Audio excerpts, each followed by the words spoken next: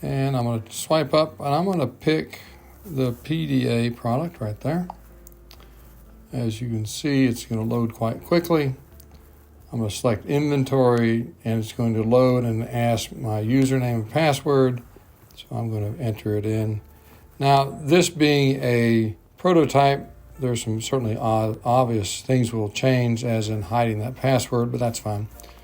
And we're going to move on. So you'll see in the screen, main thing, or one of the many things, is the ability to maneuver the screen. If we go into scan, let's put a number in. I just didn't hit my scanner button. I'm going to select the OK or the checkbox down here, and it's going to give me an immediate list. Now that's a list of 10. I can do load more, there's 30, load more, there's 40. I still have the full list in front of me. So let's go and choose this particular item right here. And I have that item. There's the ID, 940, and then the UPC for that product. I can go into lookup by, and we have various values here.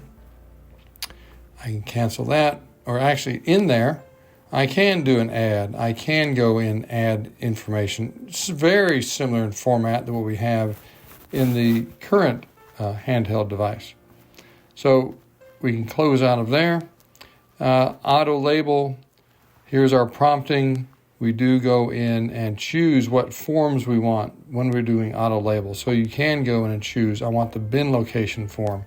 Now, a very particular part that has changed is the up and down arrow, that I can clearly and easily do that with my finger or with a stylus, as I'm doing here.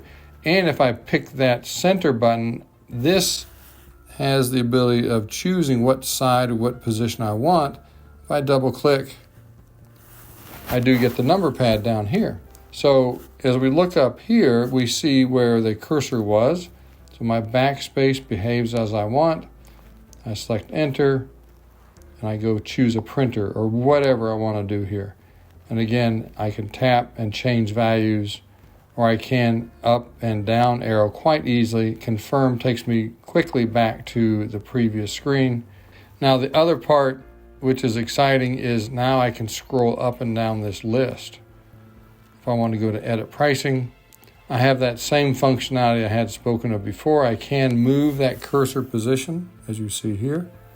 I want to take the 2 out, so I can backspace and put a 6 or a 3 or whatever number in that position. So the ability to edit and interact with the screen is much better. So save here returns me to the previous screen. These are tabs that I can go to and interact with this particular area of information. And the scrolling capability, I can go in and select edit, scroll up, change my values.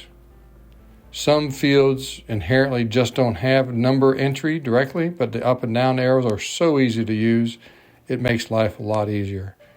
So that style change in the development of this app, which is multi-platform, Windows, Android, etc. It is not currently on Apple, so that's where we are at the moment. So we go and continue on with the development of this prototype of the TransActPOS wireless device. Thank you.